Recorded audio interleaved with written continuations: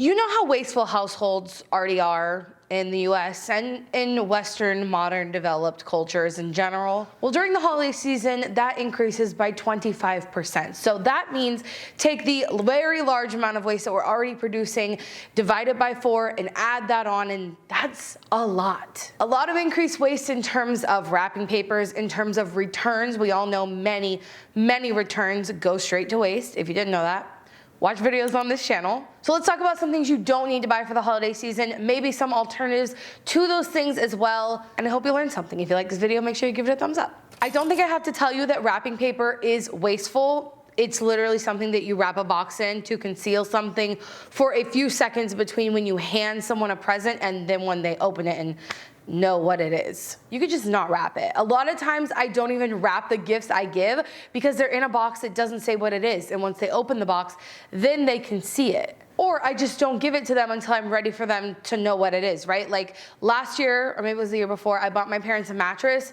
I can't wrap a mattress, or if I did, it would be incredibly wasteful, and they would know what it is while they were unwrapping it anyway. So we just didn't bring it in until it was time for them to know that we had gotten them a gift. So that's kind of the reduce aspect of it, right? Reduce and then reuse comes after that. You can put your gifts in something that is reusable, like a box, a bag. Ask your mom, she's definitely got a bag full of gift bags somewhere. I also really love to find fabric that you can use to wrap boxes so that you can reuse that fabric. I thrifted like some green lace curtains a couple years ago. Those have been my favorite thing to wrap boxes in. So you can get something that is reusable, but you can also reuse what you already have around your house. And for me, I use this toilet paper called Who Gives a Crap, if you didn't already know.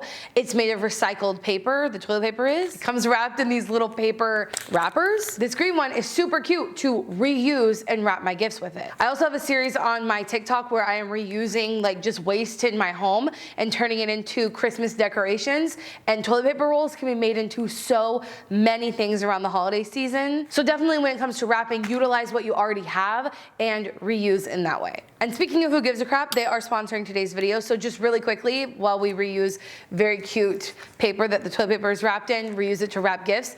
Also keep in mind that Who Gives a Crap is an incredible brand that gives back 50% of their profits to making sure people have access to clean water and toilets. And during the holiday season, like I know it's a lot about what to buy and what you want, and you're thinking about things you can get, but it's amazing to be able to support a brand that gives back. And not that I think toilet paper would necessarily be the ideal gift for anyone. It is, though, something that everyone has to buy, and most people don't enjoy buying toilet paper because most people aren't buying very cute Who Gives a Crap toilet paper. They're just buying whatever's at the grocery store. But you know, for a lot of people, a practical gift like toilet paper could be fun. That was a side tangent. I'm just saying. They also always come out with a holiday collection where they change their wrappers to holiday themed wrappers, and those are even cuter to wrap your gifts in. So check them out if you happen to know someone who would want toilet paper as a gift, or if you just want to get some for yourself. The link is at the top of my description, and you can get $10 off of your order.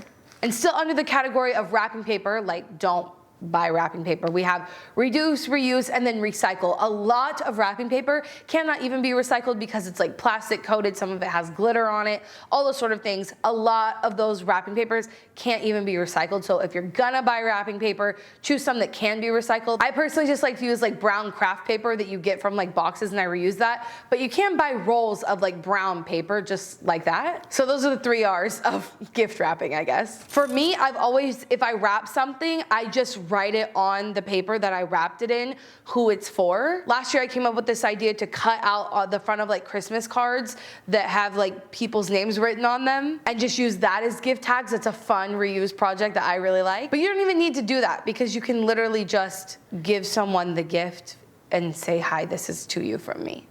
I don't know, that's just me. That's how I do it. And on that note, I don't buy holiday cards. Like, okay, I can understand how when someone custom makes a card or they go take Christmas pictures or like it's a cute, thoughtful thing, but people in my family go and buy these very generic, cheap cards that just say like, have a Merry Christmas, and they write from so-and-so, put it in the mail and send it to me.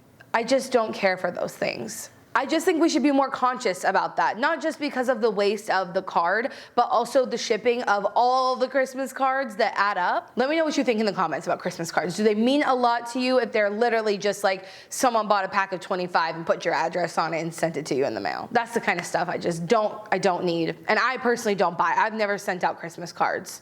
So I find this really fascinating, but every time I've talked about how at Christmas and Thanksgiving my family uses disposables, there are people who are appalled and shocked that we do that. Well, I should say that they do that because I'll bring my own plate and I'll wash my own silverware. We just leave all the stuff in the kitchen. People pass through in the kitchen with their paper plates and they fill their plates up. Same thing happens on Christmas. And I get it. Thanksgiving is a lot of cooking. Christmas is, or the holidays are, when there's a lot of people get together. Just in general, it's a lot of cooking. And just for me personally, I don't use the disposables and I just bring my own. And I think that's something that you don't really need to buy for these holidays is disposables. And same thing for new dishware. I did host my sister's graduation party last Christmas and we didn't buy anything new for that party in terms of dishware. I don't have enough dishware at my house to serve as many people as were there. So we literally, when we realized we needed more things as we were actually making some of the food,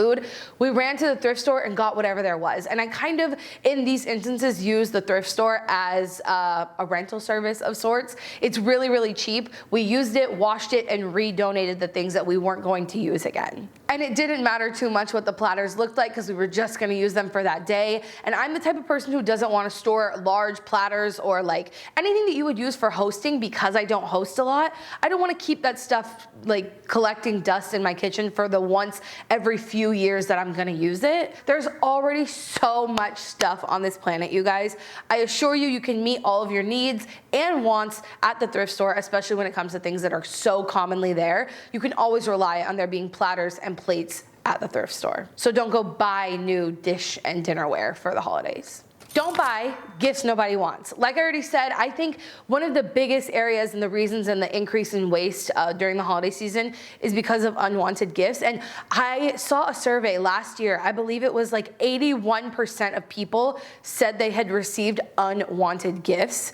And can you imagine what happens to all of those things that were bought and then just either sat around, thrown away, donated to the thrift store, which we all know only around 10% of things donated actually gets resold. So those things end up in the landfill. It is wild when you really stop and think about how much waste there is in the world because of consumerism. But as people of privilege, we do have much larger footprints than a lot of people around the world. And we do have the ability to change our lifestyles and actually make a significant impact. And so that's kind of where I come from. And when I say don't buy gifts that are unwanted because it leads to a lot of waste and environmental harm, it's because it's a simple thing not to do. Not to buy things that we don't need. It's an easy, free way to reduce our impact on the planet as people of privilege. And that is the core of what my passion is around sustainability, is very much stop buying shit. It's the easiest, cheapest way to help the planet. Like, that's just where I'm at. So aside from that tangent, underneath the list of don't buy things people don't want,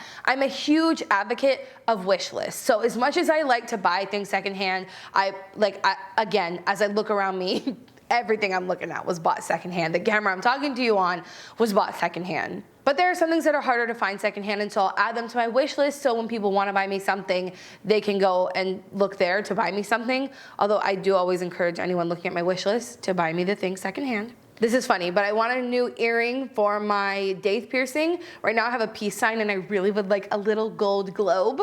I just think that'd be so cute, so that's on my wish list. I don't have a cheese grating block and I really like this one. It's like stainless steel and wood and I think that that will last me my whole life. I've got a silk hair scarf. That is definitely something you can buy secondhand like on Poshmark or something.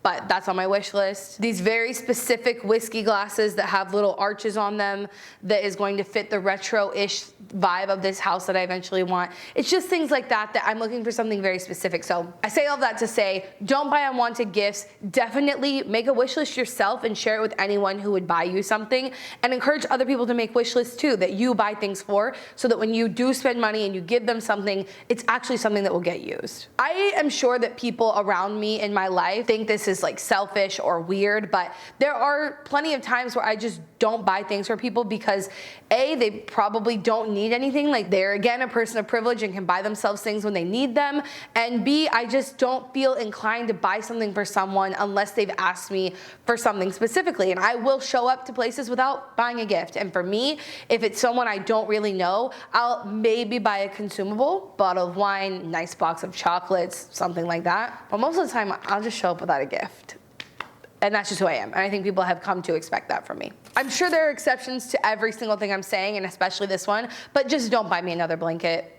Please just don't. I have way too many already. I don't use very many of them. I live in Texas. And I feel like almost everyone, unless they're like a new grad, they have enough blankets. Please just don't buy me a blanket. And whatever new trendy kitchen appliance is out. Okay, listen, I know air fryers are like, well, I don't know if they're trendy anymore. I feel like they were for the last couple years. But don't buy me one because A, I probably already have one, or B, I need one that's going to like work for me, or C, it's something I don't need and is gonna go to waste. So just don't buy the trendy kitchen appliances, okay? I love my air fryer, but I bought it myself. And I'm glad that I bought it because it is something that I use like every single week. Love an air fryer. Toaster oven combo. Just in general, the fact that kitchen appliances have become trends is mind-blowing to me. So just whatever the trendy thing is, let the person get it for themselves and decide if they'll actually use it. Don't get it for them. You ever use that new wave oven?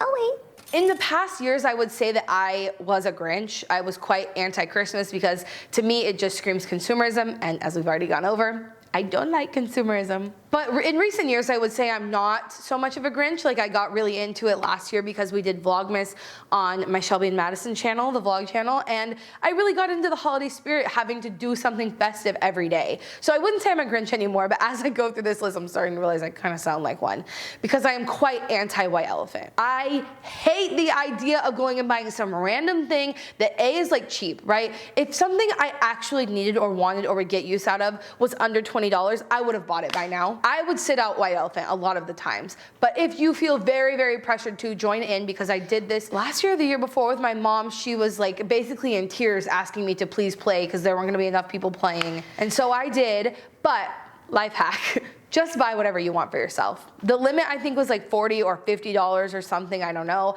And Madison and I bought us a double like lawn chair. We've gotten so much use. I say we bought it for us. We bought the lawn chair. We put in this lawn chair. No one wants the lawn chair. We want the lawn chair. We just take it back.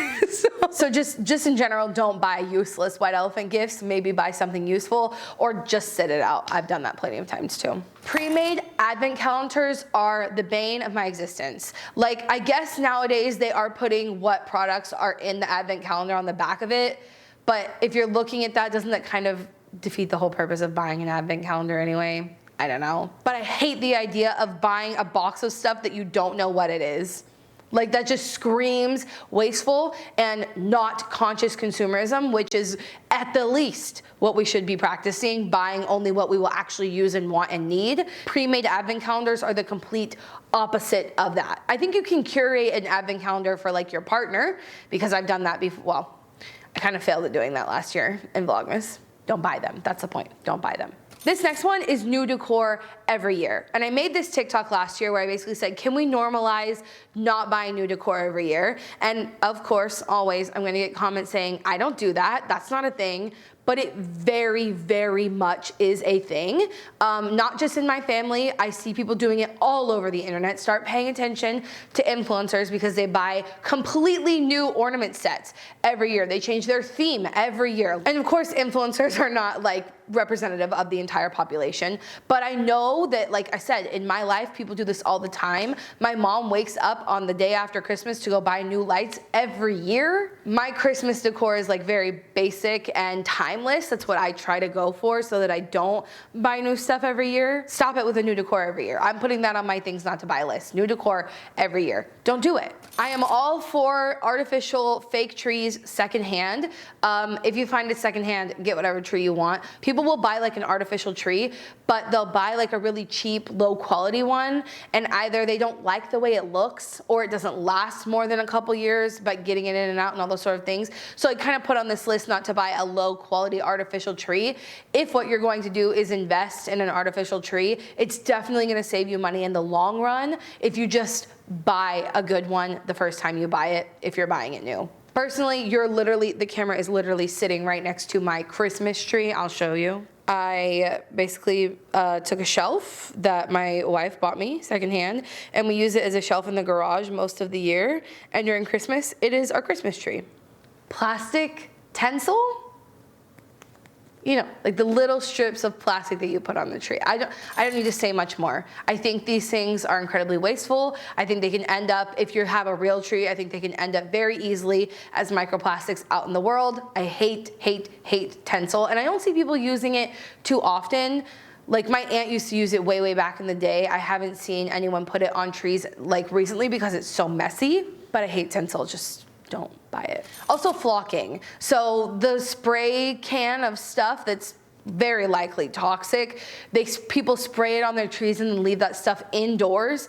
Not great for your health. Honestly, just like point blank VOCs in your home like that, not good for you. But also if you're spraying it on a real tree, it's just making that tree unable to even be composted and turned back into soil, which is the minimum of what you should be doing if you're buying a new tree every year. I asked Madison to help me with this list of things not to buy for the holiday season, and she said plane tickets. What are you saying they should not buy? You shouldn't buy a flight because you're not gonna get where you need to be on time anyway. It's gonna be expensive, so you might as well just stay where you're at. It's pointless. I'm gonna give you grace for going to see your family during the holiday season. But if you live in an area where you are able to drive or take a train or a bus, preferably, definitely utilize that. And I think people are like, oh, I don't have access to that, it doesn't work for me. But I feel like if you're anywhere kind of outside of the South, it does work. Like I've taken trains from Sacramento, San Francisco, Boston to New York, like all those sort of things are really great options instead of flying. So I would encourage you to try that if it's accessible to you. I must have started this don't buy list before Black Friday because I put on here don't buy things during Black Friday. Although I do think if you are waiting to make a purchase, Black Friday can serve as a good purpose to buy things that you need, like a vacuum. You know, that's kind of a need. But I just in general mean like to buy things simply because they are on sale. That is what they're hoping you do. That is why holidays like Black Friday and the day after Christmas sales exist. And that's kind of why I wrote this down, because the nature of it is exploitative towards you, and then the products a lot of times that you're buying exploited people and the planet before they are made into products. They feel like you're in the shopping holiday happy mood and they're preying on those feelings. So just to be conscious of that.